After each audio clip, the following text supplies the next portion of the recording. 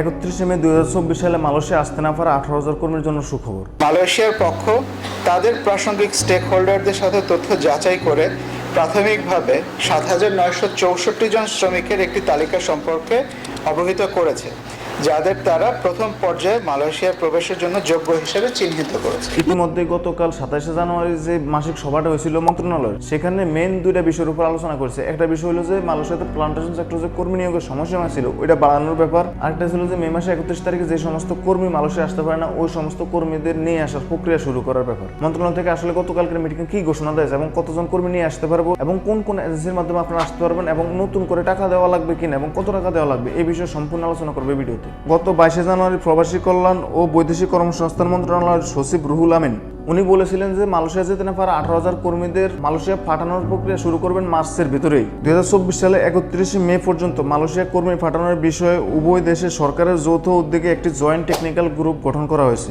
2024 সালে 5 December Malaysia নিযুক্ত Bangladesh high commissioner Shamim Ahsan উনি মালয়েশিয়ান স্বরাষ্ট্রমন্ত্রী দাতুশ্রী সাইফুদ্দিনের সাথে এই 18,000 কর্মী বিষয়ে একটা বৈঠক করেছিলেন।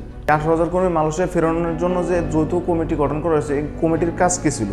2024 সালের 31 ডিসেম্বর এবং 2025 সালের 14 জানুয়ারি দুই দফা বৈঠকে মালয়েশিয়া স্টেট হোল্ডারদের সঙ্গে তথ্য যাচাই করে 7,964 জন কর্মীর তালিকা তৈরি করছে, প্রায় 8,000।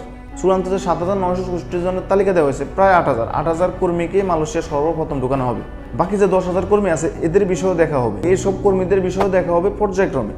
এই 18,000 কর্মীদের মধ্যে অনেকেরই প্রশ্ন এটা, আমরা তো আগে এই রিক্রুটিং এজেন্সির মাধ্যমে আমাদের বই জমা দিছি, এই রিক্রুটিং এজেন্সির আন্ডারে আমাদের এই বিষয় আসছে, এখন আমরা কিভাবে যাবো? এখন কি আমাদের কোনো টাকা লাগবে কিংবা টাকা লাগলে কত টাকা লাগবে? দেখেন মন্ত্রণালয় থেকে এই বিষয়ে সরাসরি ঘোষণা আসছে। 2024 সালে মে মাসে 31 তারিখ আগ পর্যন্ত মালয়েশিয়াতে কর্মী ফেরানোর জন্য রিক্রুটিং এজেন্সি অনুমতি পাইছিল 101টা। এই রিক্রুটিং এজেন্সির আন্ডারে অনেকের বিষয় হয়েছে, এদের মধ্যে অনেকে আসতে পারে না। মন্ত্রণালয় থেকে এই বিষয়ে একটা কড়াকড়ি ঘোষণা দিয়েছে যে শুধুমাত্র সরকারি রিক্রুটিং এজেন্সি বুয়েসেলের মাধ্যমে এই সমস্ত কর্মীদের নিয়ে আসা হবে। কোনো প্রাইভেট রিক্রুটিং এজেন্সি কিংবা বুয়েসেলের বাইরে কোনো রিক্রুটিং এজেন্সি এই কর্মীদের নিয়ে আসতে পারবে না। শুধুমাত্র বুয়েসেলের মাধ্যমে আপনার নিবন্ধন করতে হবে, বুয়েসেলের মাধ্যমে নতুন করে আপনার প্রক্রিয়া করে আসতে হবে এবং এই ক্ষেত্রে আপনাকে নতুন করে A to Z মেডিকেল থেকে শুরু করে প্রতিটা ধাপ পার করে তারপর আবার আসতে হবে। আগে যাদের ম্যান পাওয়ার পর্যন্ত হয়ে গেছিল তারাও এখন নতুন করে মেডিকেল করে প্রতিটা ধাপ পার করে আসতে হবে।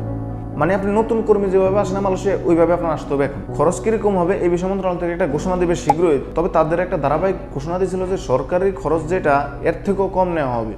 পরবর্তীতে এই বিষয়ে আসলে ঘোষণা আসবে যে কত টাকা করে নেওয়া হবে প্রতি কর্মীর মাথা পিছু। এই ছিল আজকের ভিডিও। চ্যানেলে যদি নতুন হয়ে থাকেন অবশ্যই চ্যানেলটা সাবস্ক্রাইব করে পাশে থাকবেন। দেখা হবে আপনাদের সাথে নতুন কোনো ভিডিওতে নতুন কোনো বিষয় নিয়ে। সে পর্যন্ত ভালো থাকবেন। আল্লাহ হাফেজ।